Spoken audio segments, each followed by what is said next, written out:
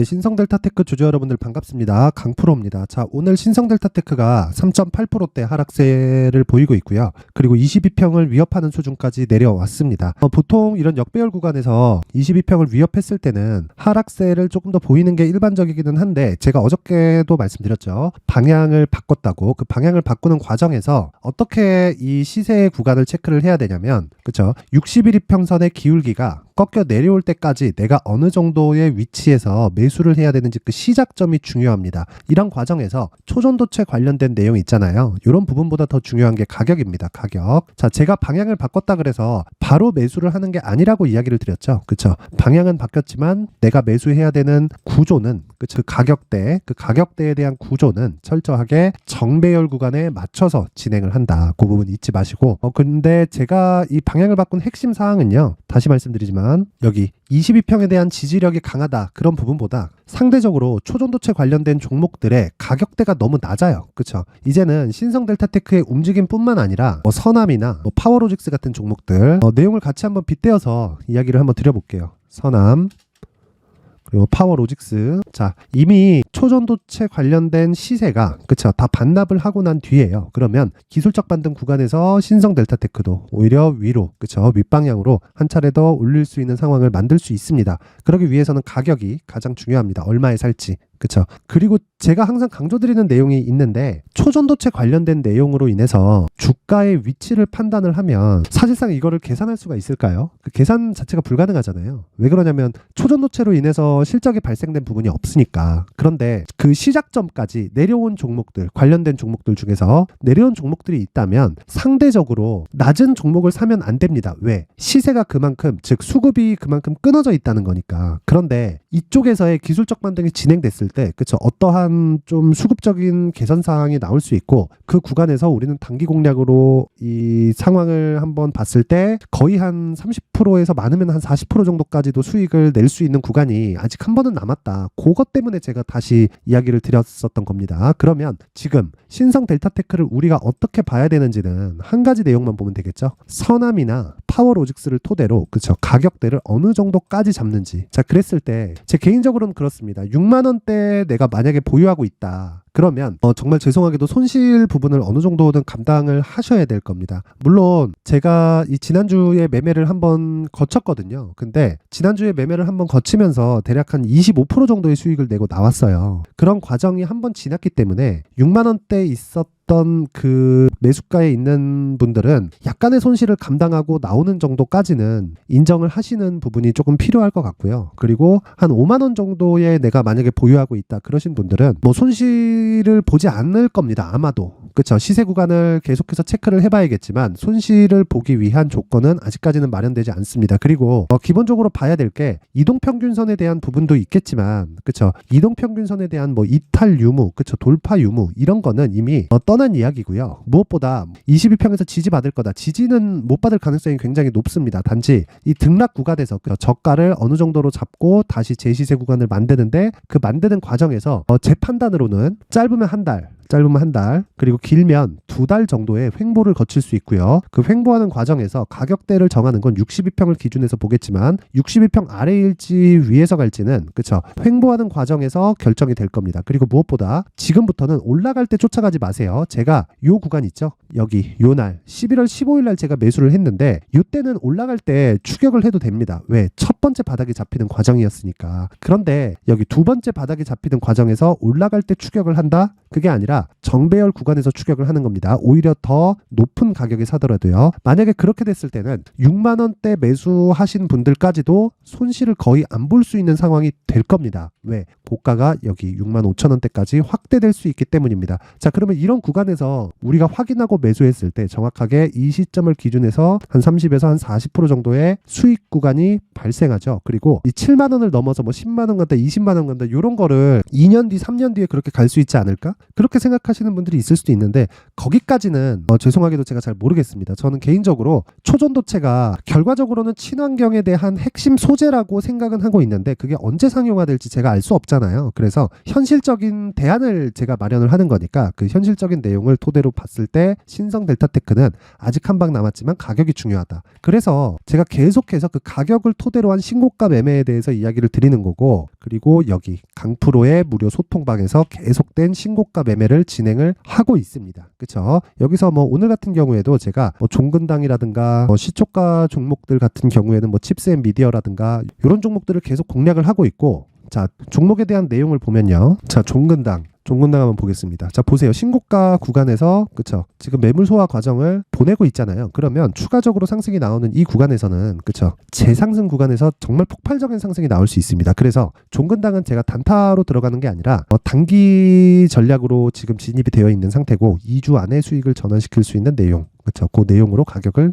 설정해서 들어갔습니다. 계속해서 뭐 질문들이 나옵니다. 그쵸, 뭐 지켜보고 있었던 종목이라 관심이 간다. 근데 제 개인적으로는 이렇게 이야기를 드렸습니다. 있는 그대로, 그쵸, 조금 놀라실 수 있는데 최종적으로는 5배 보고 있습니다. 물론 그 과정에서 매매는 이루어지겠고 모든 시세를 다 잡을 수 없기 때문에 저가 대비 5배 올라갈 수 있다고 가정을 해도 실제 수익은 100에서 200% 정도로 봐야겠죠. 그리고 5배를 말씀드린 근거는 일반적으로 조단위 기술 수출을 한 기업들의 상승률은 10배 정도가 나온다. 근데 5배, 10배 이런 부분까지 시세가 확대되었을 때, 그쵸, 종근당의 시가총액이 그만큼 한 10조 가까이 올라가는 그런 상황이 벌어지기 때문에, 그쵸, 시장을 그 정도로 낙관은 하고 있지 않다. 뭐 요 내용이 궁금하신 분들은, 그쵸, 멈춰 두시고 요 내용을 확인해 보시면 되고, 무엇보다 중요한 건 여기서는 계속해서 신고가 종목만을 공략하고 있고요. 그리고 여기 오늘 같은 경우에 신고가 종목, 자, 11월 시초가 매매 8시 50분에 진행이 됐죠. 칩스앤미디어가 진행이 됐습니다. 그리고 칩스앤미디어의 상황을 보면요, 오늘 상한가 근처에서 등락 구간을 보이고 있고요. 자, 보세요. 상한가 구간에서 등락 구간을 보이고 있고, 저는 계속해서 이야기를 드리지만 시초가 매매는 단타로 진행을 하고요. 그 단타 구간에서 시가에 잡는 것을 굉장히 선호합니다. 그리고 무엇보다 돌파하는 관점에서 매수하는 것과 눌림목 과정에서 매수하는 그 두 가지 내용이 있는데, 시초가 매매는 무조건 돌파 관점에서 보고 있습니다. 그리고 단기 수익을 내야 되기 때문에 그렇습니다. 근데 정확히 칩스앤미디어 같은 경우에도,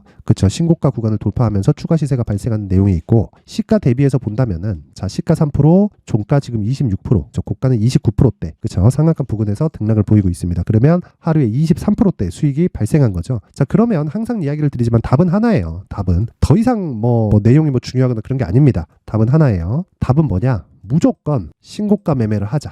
왜? 가격이 먼저 반영하니까. 이 부분 잊지 마시고요. 이런 매매를 지속했을 때 주식 투자에서 가장 중요한 심리를 안정시킬 수 있다. 이 부분 기억하시면 됩니다. 자, 그리고 제가 항상 말씀드리지만 내가 멘탈이 안 잡히거나 심리가 흔들린다, 그렇죠, 매수 구간이나 매도 구간을 잘 못 잡겠다 하시는 분들은 여기 강프로의 무료 소통방으로 입장을 하시고요. 뭐 입장을 하시면 제가 뭐 이런 종목들을 어떻게 잡는지를 디테일하게 이야기를 드리는 시간이 아마 있을 겁니다. 근데 그 핵심이 되는 내용을 아직까지 제가 공개를 한 적은 없지만 오셔서 계속해서 종목을 받고 하면 그 종목에 대한 내용을 토대로 제가 공부를 어느 정도 할 수 있게 만들어 드리겠습니다. 그래서 내가 어떻게 매매를 해야 될지 잘 모르겠다 하시는 분들은 여기 강프로의 무료 소통방으로 입장해가지고 심리 잡고 멘탈 잡으세요. 심리와 멘탈을 잡는 방법은 하나밖에 없어요. 수익을 내는 것 말고는 없습니다. 그렇죠? 자, 그래서 강프로의 무료 소통방 입장 방법은요, 영상 상단에 있는 전화번호로 참여라고 문자를 보내주시는 분들에 한해서만 제가 소통방 입장 링크를 순차적으로 공유를 해드리겠고요. 그리고 오셔서 하루에 뭐 10%, 20%, 그쵸, 이런 수익이 매일 나진 않죠. 그쵸, 평균적으로 본다면 5에서 10% 정도의 그 단기 수익이 나는 경우가 훨씬 더 많습니다. 하지만 분명한 건 시가 공략을 하기 때문에 이 구간에서 뭐 정말 막 짧게 막 치고 나오면서 막 1%, 2% 이런 매매는 하지 않는다. 그렇죠. 아싸리 그냥 한 마이너스 1% 손실을 볼지언정, 그렇죠, 종가에 매도하는 것을 선호를 하고요. 무엇보다 이 정도 선에서 끊을 수 있는 근거는 신고가이기 때문에 그렇습니다. 자, 그래서 일단 오늘 칩스앤미디어 수익 보신 분들은 굉장히 축하드리고요. 무엇보다 중요한 내용은 한 가지 내용, 신고가에 대해서 이해하자. 그래서 그 부분을 이해하기 위해서는 강프로의 무료 소통방으로 입장을 하셔서, 그렇죠, 모든 분들이 함께 참여를 하셨으면 좋겠습니다. 상단의 번호 확인해서 참여라고 문자 보내시면 되고요. 자, 그리고 신성델타테크로 다시 돌아와서 보면요. 자, 오늘 4.6% 4만 원을 이탈을 했고, 아래에는 22평이 있습니다. 이 구간에서 내가 어느 정도 선에서 잡을지, 그리고 그 선에서 잡는 구간에서 내가 2주 안에 수익을 볼 수 있는 구간이 나와야 됩니다. 주식은 무조건 2주 안에. 저는 단기의 기준일 2주로 잡는데, 아까 전에 시초가는 단타고요. 단기의 기준을 2주로 잡는데 그 2주 안에 수익을 낼 수 없는 가격이 있다. 그러면 내가 잘못 잡은 거예요. 그래서 2주 안에 무조건 수익으로 전환이 돼야 됩니다. 이게 안 되면 주식시장에서 살아남을 방법이 없다. 정말 2년, 3년, 4년, 5년 이렇게 보유하는 경우가 생길 수도 있다. 그래서 그 부분 확실하게 이해를 하시고 지금 신성델타테크에서 중요한 건 얼마에 잡는지가 핵심 사항입니다. 그래서 신성델타테크의 가격과 단기 보유 전략이 가장 중요하다고 이야기를 드리는 거고, 단기 보유 전략은 앞서서 말씀드렸던 대로 2주 안에 내가 보유하고 있는 가격대를 잡는 거다. 그렇죠? 무조건 2주 안에 수익이 나야 됩니다. 이 내용까지 제가 영상에서 이야기를 드리면 내용이 너무 길어질 수 있기 때문에 제가 여기 19페이지에 걸쳐서 준비를 해놨고요. 영상 상단에 있는 전화번호로 숫자 3이라고 문자를 보내주시는 분들에 한해서만 제가 신성델타테크의 가격 그리고 단기 보유 전략을 공유해드리도록 하겠습니다. 가격대에 대해서 궁금하다 하시는 분들은 딱 내용 받아가셔서 이 내용 그대로 하시면 됩니다. 근데 기본적으로 공부는 좀 필요할 겁니다. 시세가 빠르기 때문에 그래요. 그리고 준비가 되어 있어야 내가 장중에 대응이 됩니다. 이 내용 분명히 확인하시고, 그리고 항상 시청해 주셔서 감사드리고요. 신성델타테크 오늘 하락하니까 스트레스를 좀 받으실 수도 있는데 너무 스트레스 받지 마세요. 한 방 남았고 회복 가능합니다. 자, 오늘 영상은 여기까지 하도록 하겠습니다. 자, 이제 23년도 다 끝나가지만 매매를 하시면서 스트레스를 받으시는 분들이 있을 수 있습니다. 시장이 항상 그렇긴 하지만 그래도 제 구독자분들과 시청해주시는 분들을 위해서 앞으로 차기 주도주가 될 수 있는 대시세 종목을 준비를 해왔습니다. 단타나 짧은 수익만을 쫓다 보면요, 잦은 손절로 계좌가 망가지는 건 순식간이고요. 그만큼 수익하고는 거리가 멀어지겠죠. 장기간 유지하기가 어렵기 때문입니다. 결과적으로 주식시장에서 돈을 벌기 위해서는요, 어떤 계기를 만들어야 되는데 그 계기는 한 종목에 비중을 실어서요, 수익을 보는 것 말고는 없습니다. 쓸데없이 잦은 매매를 하지 말라는 이야기고요. 그리고 한 종목에 비중을 실을 수 있어야 된다는 겁니다. 그런데 이 비중을 실는 과정에서 성장 산업군에 대한 이해가 필요하다는 겁니다. 이 부분을 반드시 기억을 하셔야 돼요. 자, 이런 성장 산업에 대한 구조와 제가 앞서 말씀드렸던 신고가 그리고 선반영 구조에 대해서 이해를 했을 때 이런 매매를 할 수 있게 됩니다. 2월 7일 강프로의 대시세 종목으로 에코프로 매수가는 17만원 이에서 진행이 됐고요. 그리고 목표가는 50만원부터 자율 매도 구간으로 잡았죠. 예상 수익 범위가 200% 이상으로 되어 있는데 신고가 이후에 선반영 평균치가 200% 이상이기 때문에 그렇습니다. 자, 그런데 에코프로가 2차전지 양극재 기업이죠. 2차전지 양극재는 친환경이라는 범주 안에 속해 있다고 보시면 됩니다. 근데 제가 항상 이야기를 드리죠. 시세는 항상 연결된다고요. 앞으로 나올 대시세 종목도 이런 친환경이라는 성장 산업군에 포함되어 있어야 됩니다. 자, 이런 성장 산업군에 포함되어 있는 걸 확인한다면 이 내용처럼 세 가지의 공통점을 가지고 있습니다. 1년에 많은 종목이 발생하지 않고요. 그리고 세력들의 장기간 매집 구간이 확인돼야 되고, 그리고 상승하기 시작하면 평균적으로 3개월 정도의 상승 구간을 보이기는 하지만 제가 2개월이라고 작성을 해온 건 한 가지 내용 때문입니다. 한 달은 확인하는 과정이 필요하기 때문입니다. 이게 무슨 얘기냐면 성장 산업에 대한 부분 그리고 이런 공통점, 여기다가 기술적인 내용을 다 포함을 시키더라도 절대적으로 가격이 우선적으로 반영이 되는 것이기 때문입니다. 에코프로도 마찬가지예요. 장기간 하락하면서 최악의 국면을 거쳐왔고요. 이 구간에서 먼저 하락을 했다는 건 앞서 말씀드렸던 내용처럼 고가에 대한 부분이 아니라 저가, 즉 나쁜 부분을 반영한 이후에 신고가를 발생을 시켰다는 건 앞으로 좋을 부분을 반영이 되고 있다는 거죠. 그런데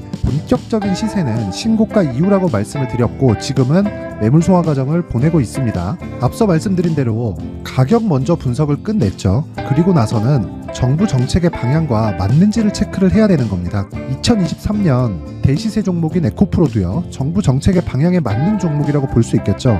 물론 이런 종목들도요, 신고가 이후에 시세를 낸다는 건 반드시 기억하고 있어야 됩니다. 자, 이런 내용을 토대로 23년 상반기 에코프로와 같은 대시세 종목을 준비를 해왔습니다. 자, 하반기 대시세 종목은 영상 상단의 전화번호로 대시세라고 문자를 보내주시는 분들에 한해서만 공유해드리도록 할 테니까 영상 상단의 전화번호 확인해서 하반기 대시세 종목으로 큰 수익 내셨으면 좋겠습니다.